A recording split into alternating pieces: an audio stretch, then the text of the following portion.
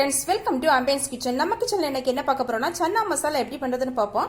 அதுக்கு முன்னாடி நம்ம சேனலை என்ன சப்ஸ்கிரைப் பண்ணாதவங்க சப்ஸ்கிரைப் பண்ணிக்கோங்க. அப்படியே பக்கத்துல இருக்கிற பெல் பட்டனை அமுத்திக்கோங்க. அப்பதான் அப்லோட் பண்ற எல்லா வீடியோ உங்களுக்கு உடனுக்குடன் கிடைக்கும். எப்படி பண்ணலாம்னு பார்ப்போம் வாங்க. சன்னா மசாலா பண்றதுக்கு நம்ம இன்னைக்கு வெள்ளை கொண்டக்கடலை எடுத்துக்கிறோம். இது வந்து 8 மணி நேரம் நல்லா ஊற வச்சா கொண்டக்கடலை த்ரோ நைட் ஊற வச்சோம் அப்படின்னா கரெக்டா இருக்கும். ஸோ இதை இப்போ நம்ம வேக வைக்கலாம். குக்கர்ல வேக வச்சோம் அப்படின்னா ஒரு 2 விசில் விட்டோம்னா நல்லா சாஃப்டா வெந்து வரும். ஓப்பன் பாட்டில் கூட வேக வைக்கலாம், சீக்கிரம் வேகும், ஒன்றும் பிரச்சனை இல்லை. இப்போ இதுல கொஞ்சமா தண்ணி சேர்த்துக்கலாம், கொஞ்சமா உப்பு சேர்த்துக்கலாம்,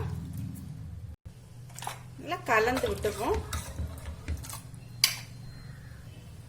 இப்போ மூடி போட்டுக்கலாம்.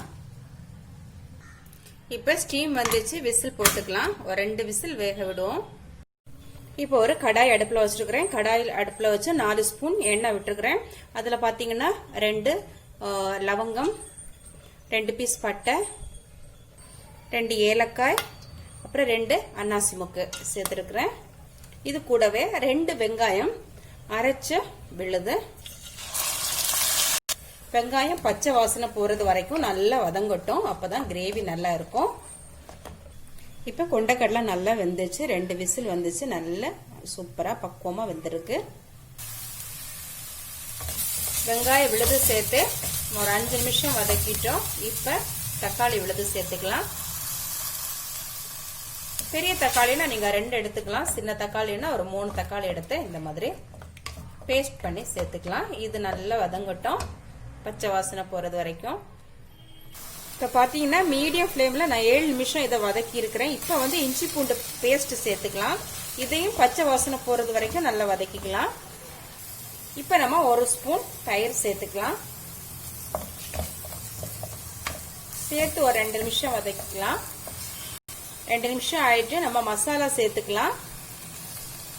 1/2 ஸ்பூன் மஞ்சள் தூள், 2 ஸ்பூன் மல்லித்தூள், 1 ஸ்பூன் மிளகாய் தூள். நான் காஷ்மீரி சில்லி சேர்த்துருக்கிறேன், அதனால 1 ஸ்பூன் சேர்த்துக்கிறேன். நீங்க காரத்துக்கு ஏற்ப கூட்டவோ குறைக்கவோ சேர்த்துக்கலாம்.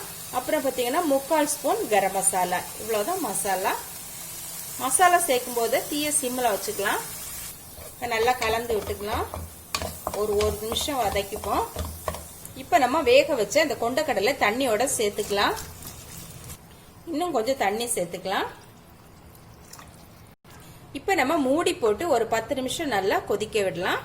நடுநடுவ கிளறி கொடுக்கணும். இப்போ ஒரு 5 நிமிஷம் ஆயிட்டு நம்ம கடலை கூட ஆல்ரெடி உப்பு சேர்த்துருக்கிறோம். இப்போ கொஞ்சமா உப்பு சேர்த்துக்கலாம், குழம்புக்கு தேவையான அளவு. மிக்ஸ் பண்ணிக்கலாம். ஓகே, இன்னும் 5 நிமிஷம் இது கொதிக்கட்டும். ஓகே ஃப்ரெண்ட்ஸ், நம்ம சன்னா மசாலா இப்போ ரொம்பவே சூப்பரா ரெடி ஆயிடுச்சு. பாத்தீங்கன்னா மேல எண்ணெய் கசிஞ்சு வந்திருக்கு. இப்போ நம்ம கொஞ்சமா கொத்தமல்லி தூவி இதை இறக்கிடலாம். ஓகே ஃப்ரெண்ட்ஸ், இந்த சன்னா மசாலா எப்படி இருக்குன்னு நீங்க செய்து பார்த்து எனக்கு கமெண்ட் பண்ணுங்க. Okay, thank you.